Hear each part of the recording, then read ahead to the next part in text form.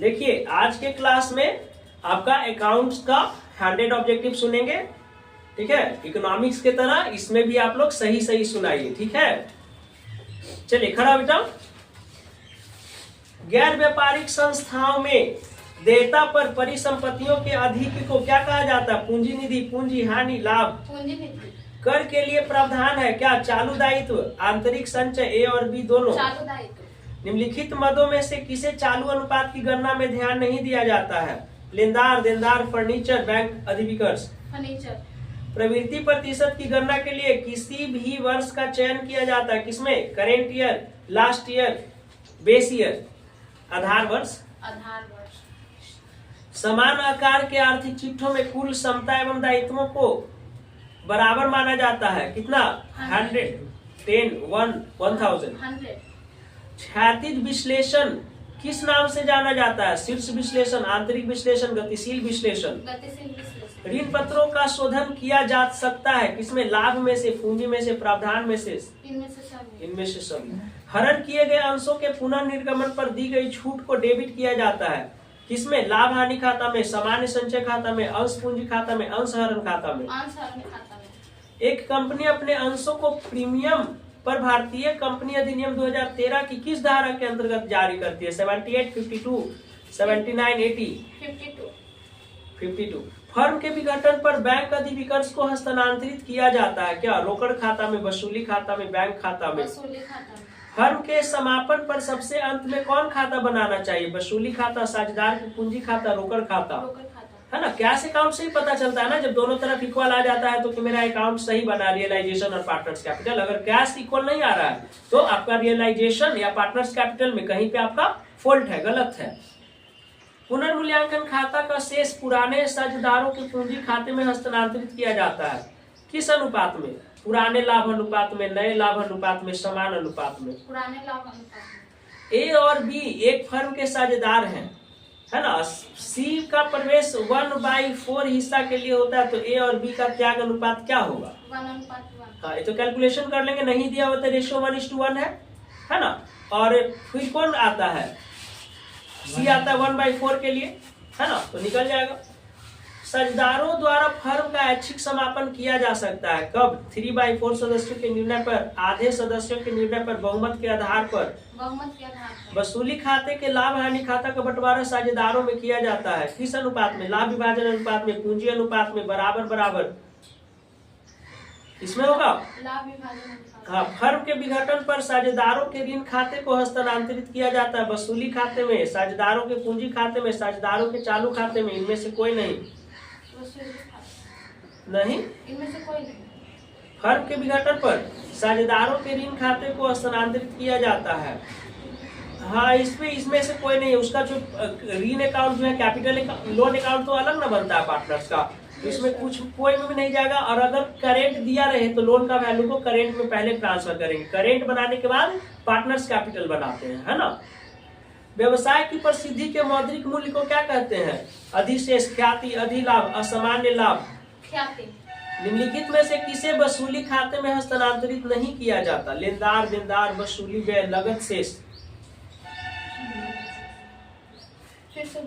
निम्न में से किसे वसूली खाते में हस्तांतरित नहीं किया जाता? लेनदार, देनदार, वसूली व्यय, नगद शेष। नगद शेष। फर्म के विघटन पर किसी साझेदार द्वारा वसूली खर्च चुकाने पर कौन सा खाता डेबिट होगा? रोकड़ खाता, साझेदार की पूंजी खाता, वसूली खाता, लाभ हानि खाता। वसूली खाता। ठीक है। अच्छा, एक क्रेडिटर है 10,000 रुपया का, है ना, और उसको हम लोग 5% ट्रेड डिस्काउंट दिए, है ना, तो वसूली खातों को कितना डेबिट किया जाएगा? 10,000 का 5% 500, 500 घटा देंगे, 9500, हाँ 9500। ठीक है। निम्नलिखित में से कौन संचालन क्रियाओं में शामिल होता है? आयकर का भुगतान, ग्राहकों की वसूली, आपूर्तिकर्ता को नगद भुगतान। इनमें से सभी। आयकर का वापसी रोकड़ का है, स्रोत, प्रयोग, ए और बी दोनों। स्रोत। नेक्स्ट, रोकड़ प्रवाह विवरण तैयार किया जाता है अतिरिक्त सूचनाओं से, लाभ हानि खाते से, आर्थिक चिट्ठों से। इनमें से सभी। साझेदारों की पूंजी पर ब्याज है, व्यय, विनियोग, लाभ। साझेदारों की पूंजी पर ब्याज है बेटा। पूंजी पर ब्याज क्या कहलाएगा? व्यय, विनियोग, लाभ। विनियोग। नहीं, लाभ कहलाएगा ना। पूंजी तो इन्वेस्टमेंट जो कैपिटल कर दिया उसी पे ना आप लाभ कमाइएगा, तो उस पे ब्याज जो आएगा आपके लिए लाभ है। आर्थिक चिट्ठे का रोकड़ शेष फर्म के समापन के समय दिखाया जाता है। वसूली खाते में, रोकड़ खाते में, पूंजी खाते में। वसूली खाता। आर्थिक चिट्ठे का रोकड़ शेष है ना, मतलब जो बैलेंस शीट का जो क्लोजिंग कैश है, ठीक है ना, वो फर्म के जब समापन होता है, डिसोल्यूशन ऑफ फर्म के समय, वो कहाँ दिखाया जाता है? क्लोजिंग बैलेंस ऑफ कैश को रियलाइजेशन में, कैश अकाउंट में, कैपिटल अकाउंट में, कैश अकाउंट में, है ना। जो क्लोजिंग बैलेंस ऑफ कैश है वो कैसे जाएगा? टू बैलेंस बीडी के नाम से। बात समझ में आ रहा है? आगे, कंपनी के वास्तविक स्वामी कौन है? Real owner of the company कौन होता है? हाँ, चालू संपत्ति में कौन मद शामिल होता है? पेटेंट, विनियोग, स्टॉक। अस्थायी संपत्तियों को दिखाया जाता है वसूली व्यय पर लागत मूल्य ह्रास घटाकर। चालू संपत्ति में शामिल क्या, कौन में से ये नहीं है? चालू संपत्ति इनमें से कौन नहीं है? स्टॉक, डेटर, कार, ठीक है। कंपनी अधिनियम के किस धारा में कंपनी की वित्तीय स्थिति विवरण बनाया जाता है? हाँ, वेरी गुड, 129। साझेदारी फर्म के पुनर्गठन पर संपत्तियों के मूल्य में वृद्धि का परिणाम क्या होता है? वर्तमान साझेदारों को लाभ होता है, वर्तमान साझेदार को हानि होता है। वर्तमान साझेदार को न लाभ न हानि, दोनों में से कोई नहीं होता है। हाँ, साझेदारी फर्म के पुनर्गठन पर संपत्तियों के मूल्य में वृद्धि का परिणाम क्या होता है? वर्तमान साझेदार को लाभ होता है, वर्तमान साझेदार को हानि होता है, वर्तमान साझेदार को लाभ होता है, ठीक है। पुरस्कार कोष से संबंधित आय एवं व्यय को दिखाया जाता है। आय एवं व्यय खाते में, चिट्ठे के संपत्ति पक्ष में, चिट्ठे के दायित्व पक्ष में, रोकड़ खाते में, ठीक है। आय व्यय खाता में लेखा किए जाने वाले लेन देन होते हैं। कैसा? केवल पूंजीगत प्रकृति के, केवल आयगत प्रकृति के, दोनों। केवल आयगत। हाँ, आय व्यय इनकम एंड एक्सपेंडिचर अकाउंट में केवल रिवेन्यू नेचर आइटम जाता है ना, कैपिटल नेचर तो आइटम इसमें नहीं जाता है। हिंदी बड़ा डिफिकल्ट हो जाता है सुनना, समझे। निम्नलिखित में से कौन आय नहीं है? चंदा, दान, टिकट की बिक्री, एंडोमेंट फंड। चालू अनुपात क्या है? क्रियाशीलता अनुपात, लाभदायकता अनुपात, तरलता अनुपात। आदर्श तरल अनुपात क्या है? आर्थिक चिट्ठे में अंश पूंजी को किस शीर्षक में दिखाया जाता है? अधिकृत पूंजी, निर्गमित पूंजी, प्रदत्त पूंजी, अंश, ठीक है। वित्तीय विवरण होते हैं कैसा? प्रत्याशित तथ्य, लिखित तथ्य, अनुमानित तथ्य। कंपनी की वास्तविक रिपोर्ट मुख्यतः जारी की जाती है संचालकों के लिए, अंकेक्षक के लिए, अंशधारियों के लिए, ठीक है। वित्तीय विवरण, आप बैठिए, खड़ा होइए। वित्तीय विवरण प्रदर्शित होते हैं मौद्रिक सूचना, गुणात्मक सूचना, अमौद्रिक सूचना, इनमें से सभी। इसको जब भी खड़ा करते हैं इनमें से सभी वाला ऑप्शन आने लगता है। जब आहरण का समय न दिया हो तो आहरण पर ब्याज कितने महीने के लिए लगाया जाता है? ऋण पत्र भाग होता है किसका? पूंजी का, ऋण का, स्वामित्व का,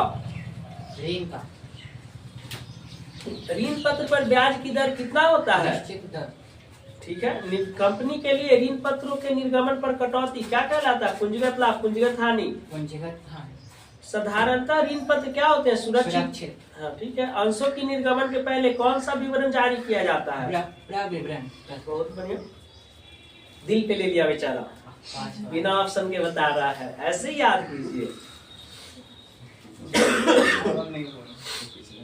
कंपनी अधिनियम 2013 की किस धारा के प्रावधानों के अंतर्गत कंपनी बट्टे पर अंशों का निर्गमन कर सकती है? 53, ठीक है।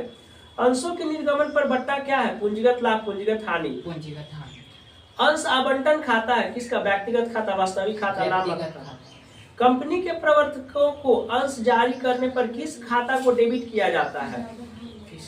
हाँ, अंश पूंजी खाता। हाँ, बहुत बढ़िया, गुडविल अकाउंट। सिंकिंग फंड एक हिस्सा है किसका? अस्थायी दायित्व का, संचय एवं अधिक का, ठीक है।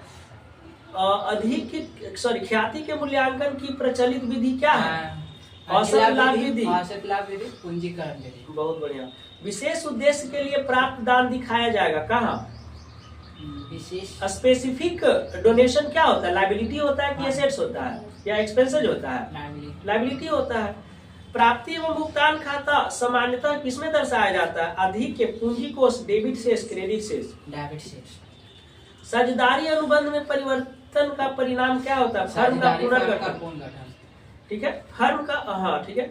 एक क्लब द्वारा प्राप्त आजीवन सदस्यता शुल्क को कहाँ दिखाया जाता है?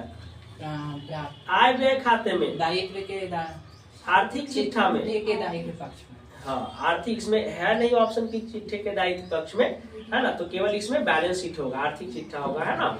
मतलब आजीवन सदस्यता शुल्क, लाइफ मेंबर फी कहाँ पे दिखाया जाता है? लाइबिलिटी साइड दिखाया जाता है, तो बैलेंस शीट में हो जाएगा। अध्यक्ष को दिया गया मानदेय, होनोरेरियम। आयगत व्यय। हाँ, होनोरेरियम क्या होता है? आयगत व्यय होता है, ये ऊंचे पोस्ट वाले को मिलता है। किसी साझेदारी फर्म में नए साझेदार के प्रवेश होने पर क्या प्रभाव पड़ता है? साझेदारी फर्म का पुनर्गठन होगा। हाँ, या तो साझेदार आएगा या साझेदार जाएगा।